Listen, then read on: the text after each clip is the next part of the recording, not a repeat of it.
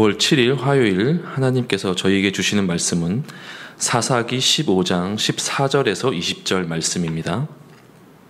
사사기 15장 14절에서 20절 말씀입니다. 제가 한 절, 여러분들이 한 절 교독하고 마지막 20절은 함께 읽도록 하겠습니다. 삼손이 레이의 이름에 블레셋 사람들이 그에게로 마주 나오며 소리 지를 때 여호와의 영이 삼손에게 갑자기 임하심에 그의 팔 위에 밧줄이 불탄 삼과 같이 그의 결박되었던 손에서 떨어진지라. 삼손이 나귀의 새 턱뼈를 보고 손을 내밀어 집어들고 그것으로 1000명을 죽이고 이르되 나귀의 턱뼈로 한 더미 두 더미를 쌓았으며 나귀의 턱뼈로 내가 1000명을 죽였도다 하니라. 그가 말을 마치고 턱뼈를 자기 손에서 내던지고 그곳을 라맛레이라 이름하였더라. 삼손이 심히 목이 말라 여호와께 부르짖어 이르되 주께서 종의 손을 통하여 이 큰 구원을 베푸셨사오나 내가 이제 목말라 죽어서 할례받지 못한 자들의 손에 떨어지겠나이다 하니 하나님이 레이에서 한 오목한 곳을 터뜨리시니 거기서 물이 솟아 나오는지라. 삼손이 그것을 마시고 정신이 회복되어 소생하니 그러므로 그 샘의 이름을 에나꼬레라 불렀으며 그 샘이 오늘까지 레이에 있더라. 함께 읽겠습니다. 블레셋 사람 때에 삼손이 이스라엘의 사사로 20년 동안 지냈더라. 아멘. 이스라엘 백성의 반복되는 배교와 타락함에도 불구하고 하나님은 이스라엘 백성의 부르짖음에 응답하셔서 언제나 구원의 은혜를 이스라엘 백성 가운데 베풀어 주고 계심을 우리는 사사기 말씀을 통하여서 계속해서 묵상할 수 있었습니다. 그럼에도 불구하고 이스라엘 백성의 영적인 상태는 크게 회복되는 것이 아니라 점점 타락의 길로 접어들어가고 있음을 오늘 말씀을 통해서 또한 묵상해 볼 수 있습니다.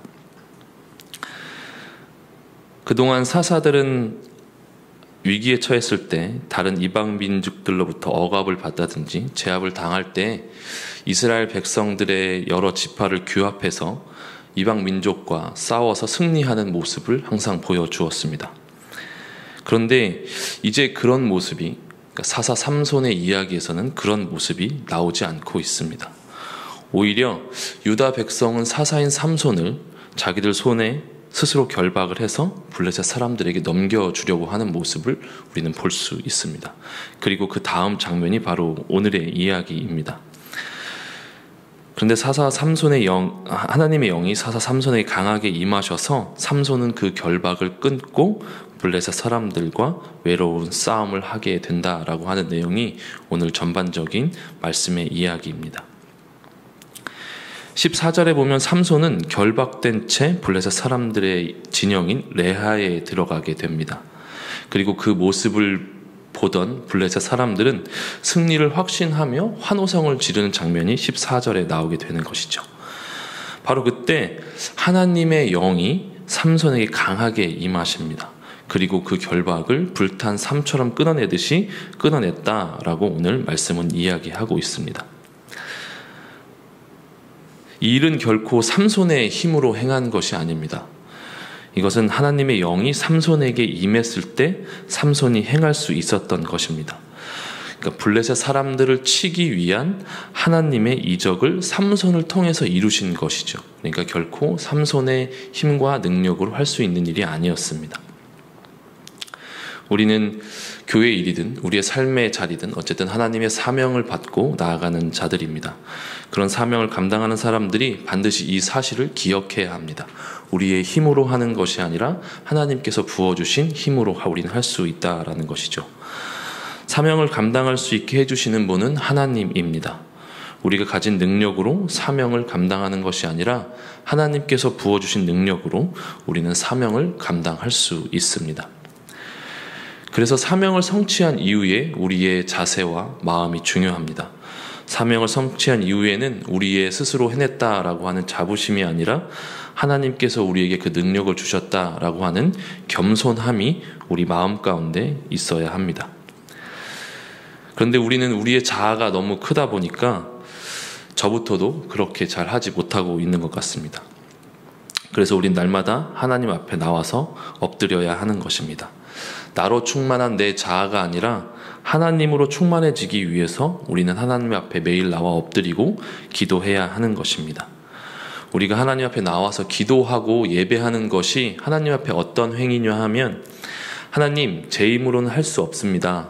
그리고 이 모든 것이 하나님의 은혜입니다 라고 고백하는 행위가 바로 하나님 앞에 나와서 이렇게 예배하고 기도하는 행위라고 생각합니다. 날마다 하나님 앞에 나와서 하나님의 은혜를 구하고, 하나님, 제 힘으로 할 수 없습니다를 고백하는 저와 여러분들이 되시길 축복합니다. 이렇게 결박이 끊기자 나귀의 턱뼈로 삼손은 1000명을 죽입니다. 블레셋 사람들 1000명을 죽이죠. 그리고 하나님께 승리의 영광을 돌리거나 하나님을 찬양하는 모습은 찾아볼 수 없습니다. 16절에 보면 이르되 나귀의 턱뼈로 한 더미 두 더미를 쌓았으며 나귀의 턱뼈로 내가 1000명을 죽였도다 하니라 라고 하는 것은 스스로를 찬양하는 모습을 볼 수 있습니다. 하나님께 영광을 돌리는 모습이 아니라 스스로를 찬양하는 모습이죠. 이렇게 자신의 모습을 자화자찬한 삼손은 얼마 지나지 않아서 조금 우스꽝스러운 모습을 보이게 되는데요. 엄청난 업적을 자랑하던 그가 순식간에 아주 작은 사소한 일에 하나님 앞에 울부짖는 모습을 보입니다. 그것은 무엇이냐면 목이 말라서 하나님 앞에 울부짖는 모습을 보여줍니다. 1000명의 블레셋 사람을 죽인 용사였지만 목마름 앞에서는 철저히 무력한 모습입니다. 삼손은 그제서야 하나님을 찾고 부르짖는 모습이 오늘 말씀에 나옵니다. 하나님 앞에 울부짖는 모습이 그런데 어린아이 같이 투정에 가까운 그런 기도를 하나님 앞에 드립니다. 그는 목마름을 해결하기 위해서 하나님께 도우심을 구했던 것입니다. 그 전까지 삼손의 모습은 하나님과의 친밀한 교제는 나눈 적이 없습니다. 삼손이 하나님께 사사로 쓰임받기는 했지만 이런 미숙함 때문에 선한 본보기가 되지는 못하는 것 같습니다. 자기의 필요에 의해서만 하나님을 찾는 삼손의 모습을 우리가 볼 수 있는 것이죠. 우리도 어떤 사역에 앞서서 사역보다 중요한 것은 하나님과의 관계라고 생각합니다. 그것을 우선순위에 두어야 합니다. 그렇지 않으면 우리는 단지 이를 일로서 받아들이게 되고 주어진 우리의 삶을 우리에게 그 주어진 삶의 자리에서 주어진 일을 그냥 일로만 받아들이게 됩니다. 그러면 우리는 그냥 그 일 때문에 소진되는 삶을 하루하루 살아가게 되는 것이죠. 우리는 하나님께서 그 자리를 우리에게 주셨고 그것이 우리의 사명이고 소명임을 날마다 하나님과 교제하고 나누면서 그것을 재확인해야 하는 것입니다. 그런데 우리가 하나님과의 관계가 이렇게 바르지 않으면 그 자리는 그냥 하나님께서 우리에게 주시고 허락하신 자리가 아니라 단순히 나의 일을 위해서 있는 것이기 때문에 더욱더 소진되는 것입니다. 그런데 우리가 하나님과의 관계가 바르게 된다면 우리 사역이나 일을 통해서 하나님을 더 닮아가고 또 하나님의 사역을 통해서 기쁨을 얻을 수 있는 것입니다. 우리 삶의 가장 먼저 삶의 자리에서 나의 일을 하기 전에 하나님과의 관계가 어떤지 또 하나님과의 관계를 바르게 하기 위해 날마다 하나님과 교제하는 저와 여러분들이 되시길 기도합니다.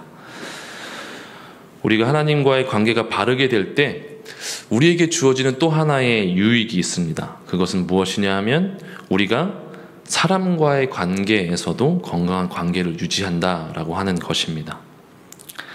삼손은 오늘 턱뼈로 블레셋 사람 1000명을 죽이는 큰 업적을 이루었지만 삼손의 싸움은 혼자서 외로이 싸우는 모습이었습니다. 삼손은 홀로 외로이 블레셋 사람들과 싸우고 있던 것입니다. 심지어 아까도 말씀드렸듯이 유다 사람들은 그를 블레셋에 넘겨준 그런 일이 있었습니다. 아마도 삼손은 사람들과 교제함에 있어서도 어려움을 겪지 않았나라는 생각을 해봅니다.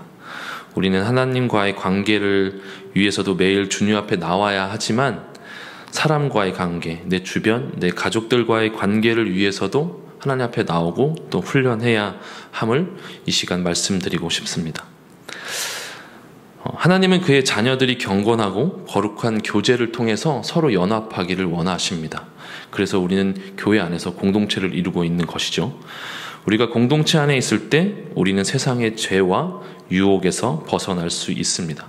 그것이 공동체의 유익입니다. 나 혼자서는 이겨낼 수 없는 세상의 유혹이 분명히 있습니다. 그리고 공동체 안에 있을 때 우리는 그 유혹과 죄를 이겨낼 수 있습니다. 그렇다면 우리 공동체는 어디까지 성숙해야 할까요? 이 물음을 스스로 던지고 묵상해 보았습니다. 어떻게까지 공동체가 성숙해야 할까? 그러다가 야고보서 5장 16절의 말씀이 떠올랐습니다. 너의 죄를 서로 고백하며 라는 말씀이 있었습니다. 이 공동체 안에서의 하나님께서 주신 권면의 말씀이었습니다. 그러면서 또 이 말씀을 묵상하면서 한 가지 잊고 있었던 사실을 생각나게 해주셨습니다. 무엇이냐면 제가 예전에 박문영 목사님과 함께 사역할 때의 일이 갑자기 문득 떠올랐습니다. 그때 저는 간사로 사역을 하고 있었습니다. 박문영 목사님이었고, 근데 어느 날 제가 하나님 앞에 큰 찔림을 하나님 저에게 주셨어요. 근데 제가 그 찔림이 너무 마음이 아파서 어떻게 해야 될까 고민하다가 박문영 목사님한테 도움을 청했습니다. 제가 박문영 목사님께 제가 하나님 앞에 이런 죄를 지었습니다. 그러니까 저를 위해 기도해 주십시오. 박문영 목사님께 부탁을 드렸거든요. 단둘이. 박문영 목사님이 제 이야기를 듣고 저를 위해서 기도해 주셨습니다. 문득 이 말씀 목사한테 그걸 떠올리게 해주시더라고요. 그리고 아마 그렇게 제가 박문영 목사님께 저의 솔직한 마음을 고백하고 또 박문영 목사님은 저를 위해서 기도해 주셨던 그런 관계가 그래서 지금까지 이렇게 건강하게 지속되지 않나라는 생각을 해보았습니다. 우리는 서로의 죄를 서로 고백할 수 있는 공동체 안에 있다면 얼마나 좋을까라는 생각 또한 또 해봤습니다. 그러한 일이 지금까지의 그 박문영 목사님과 저와의 그 견고한 관계를 지속하게 해주는 바탕이 되지 않았을까라는 생각도 해봅니다. 우리 그안의 진리 교회 공동체 안에 서로를 중보할 수 있고 또 서로에게 어떤 보호 장치가 될 수 있는 그런 공동체가 되길 축복합니다. 그리고 또 공동체 안에서 부족한 자를 위해 격려하고 또 서로를 위해 도와줄 수 있고 기도할 수 있는 공동체가 되긴 또한 축복합니다.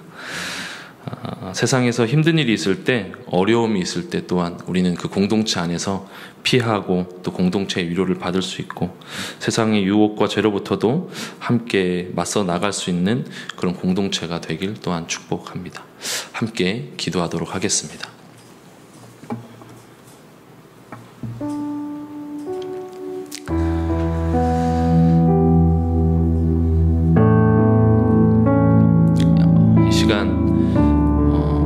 우리가 하나님과의 관계를 바르게 맺어가는 시간이 되길 기도합니다. 또한 하나님과의 관계가 바르게 될 때 우리가 주변 사람, 나의 이웃과의 관계가 건강해짐을 또한 묵상합니다. 하나님, 이 시간 저희와 함께 해주셔서 저희가 하나님과의 바른 관계를 맺고 내 주변 사람들과도 건강한 관계를 맺을 수 있도록 함께 해달라고 함께 기도하도록 하겠습니다. 사랑하는 하나님, 오늘 주님 앞에 나와 주님을 바라봅니다. 하나님, 제 마음 가운데 주님이 충만해지는 시간이 되게 하여 주시옵소서. 나의 생각과 나의 자아가 충만해지는 것이 아니라 주님으로 충만해져서 주님과의 올바른 관계를 유지할 수 있는 제가 되게 하여 주시옵소서. 하나님, 당신의 관계를 통하여서 제가 이웃을 바라보게 하시고 제 주변 사람들을 바라볼 수 있는 시간 또한 허락하여 주시옵소서. 그래서 하나님, 제가 그 공동체 안에서 공동체의 유익을 누릴 수 있는 제가 될 수 있도록 주님 함께 해주시고 축복하여 주시옵소서.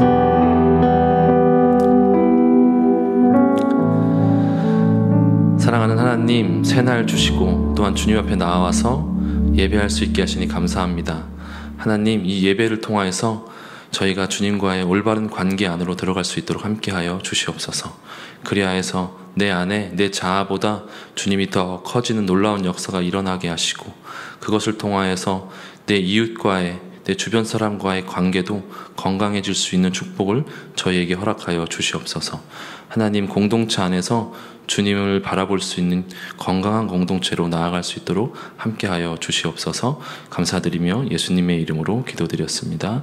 아멘.